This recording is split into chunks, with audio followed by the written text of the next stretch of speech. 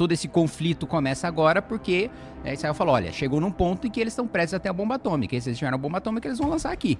Né? E aí não tem sistema de antimíssil que a gente consiga garantir a segurança da existência do nosso Estado. E aí eles fizeram esse ataque. Teve a reunião do G7 agora, que inclusive o Lula passou várias vergonhas em sequência, não sei se você acompanhou. Me conta. A primeira vergonha foi o G7, né? São as 7 maiores economias do mundo. O Lula, o Brasil não está entre as 7 maiores economias do mundo, mas o Lula foi, participou, falou, e a primeira coisa que ele falou é que o G7 não deveria existir. Então, velho, ele já é de um país que não faz parte do G7, ele foi lá falar, teve a oportunidade de falar, falou no sentido contrário do que os países europeus, do que os Estados Unidos, do que o Canadá se posicionaram, né, de falar, olha, o responsável pela tensão no Oriente Médio não é Israel, é o Irã. É o Irã que ultrapassou, que descumpriu o acordo, é o Irã que financia movimentos terroristas. O Estado de Israel, até acho que foi o primeiro-ministro da Alemanha que falou, na verdade está fazendo um serviço sujo para proteger inclusive nós aqui da Europa, porque o Irã é uma ameaça pra gente também. Mas não é verdade que Israel avança além do próprio território para colonizar lugares, especialmente no norte? Não, porque, vamos lá, o território, quando foi criado, né, foi recriado, né, o Estado de Israel ali na convenção da ONU, que inclusive foi presidida por um brasileiro, lá Oswaldo Aranha, era um território menor do que o que Israel ocupa agora. Mas por que houve a expansão do Estado de Israel? Porque todos os países muçulmanos em volta, né, invadiram o Estado de Israel, declararam a guerra ao Estado de Israel, e Israel venceu, né? Venceu, e aí nessa vitória ele tomou parte ali de Jerusalém, que antes pela convenção da ONU lá era para ser um território internacional. Essa é aquela guerra do final dos anos 60? E aí eu acho que é a guerra dos 6 dias, salvo engano. Tá. Se eu não estiver falando besteira, acho que é a guerra dos 6 dias. Tá. E aí, o Estado, inclusive, por exemplo, o território de Gaza, né? Israel ocupou Gaza, né? Porque é o território do Egito, né? Ocupou Gaza e desocupou unilateralmente, sem fazer nenhum acordo, só como um sinal de boa-fé. Fala, olha, nós nunca quisemos Gaza, nós nunca quisemos esse território, e inclusive tiraram os judeus à força para não sobrar ninguém lá mesmo, e deixaram inclusive as instalações de agricultura, de energia, de infraestrutura, de saneamento básico, que depois a estrutura de saneamento básico de Gaza o Hamas usou para fazer míssil. Eu vou ver essa história. Então, eles desocuparam unilateralmente, o Egito não quis de volta, né, e o Hamas toma o poder ali na faixa de Gaza. Mas Israel não teve a intenção de expandir o seu território ou de dominar outros territórios. Ele foi atacado em 2 guerras, nessas 2 guerras reagiu. E quando a gente tá falando sobre o Iron Dome, o custo de você lançar um foguete da faixa de Gaza, né, no Estado de Israel é de $100. O custo para interceptar esse foguete de $100 é $5 mil. Então, assim, a ocupação pós-guerra foi justamente uma maneira deles se defenderem, porque senão era economicamente inviável se manter com aquele estado de ataque em todos os países ao redor, atacando o Estado de Israel. Então, e outro ponto, né? Israel não avançou sobre nenhum território iraniano.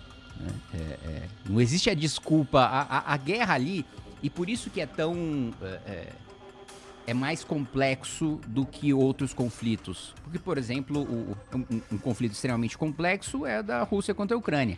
Mas ali ainda existe uma disputa, entre aspas, racional. Porque, tem um território que eu quero, né? E se eu conseguir esse território, né, a Rússia, tô invadindo, é claro que a Rússia, na minha visão, tá errada, tá invadindo um país soberano, e aí, mas aquele país tava querendo se tornar membro da OTAN. O país é soberano para querer fazer parte de alianças militares, diplomáticas e comerciais que ele quiser, né? Mas enfim, mas existe um território que a Rússia fala, se eu tiver esse território, acaba a guerra, né? Se eu anexar essa parte do território ucraniano, acaba a guerra. Ou seja, tem um interesse territorial ali, né?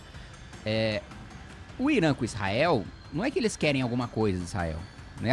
Me dá $1 trilhão que eu paro, me dá determinado território que eu paro. Não, é por uma razão religiosa, né, extremista, eles querem matar todos os judeus. Não será que é religioso? Mas é isso que eu acabei de falar. Mas será?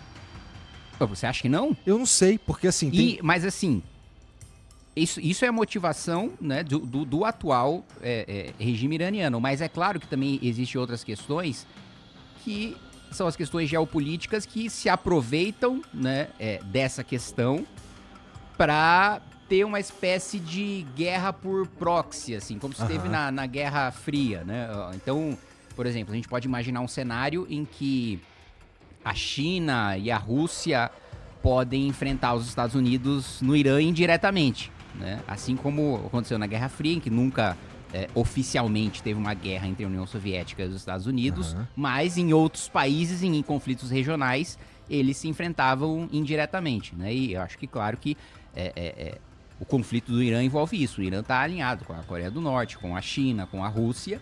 Todos esses países têm o interesse de que o atual regime iraniano continue no poder.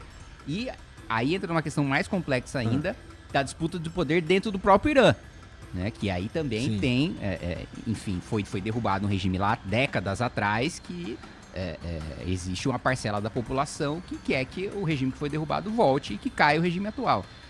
E que não é do interesse nem da Rússia, nem da China, nem da Coreia do Norte de que o regime atual caia, porque o regime atual é aliado, né, desse... E o outro é aliado dos americanos. E outro é aliado dos americanos e dos países europeus, né? Entendi. É porque, assim, o Israel, ele assim, a informação que eles tinham de que os caras estavam enriquecendo urânio por volta de 80 e tantos % já, não é? Sim. Aí eles começam um ataque sexta-feira passada, né? E aí, cara, começou uma loucura ali, que eu tava vendo os vídeos lá dos mísseis caindo, e é assustador, meu irmão, assustador.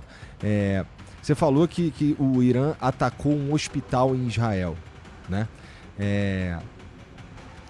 Israel, ao atacar o Irã, os principais alvos dele de Israel era o quê? Era as usinas nucleares? Eram alvos militares, né? Líderes militares e instalações militares do Irã, infraestrutura militar também, e os cientistas também que faziam parte do programa nuclear, e as estruturas também que estavam sendo utilizadas para enriquecer urânio. Mas como você bem disse, né?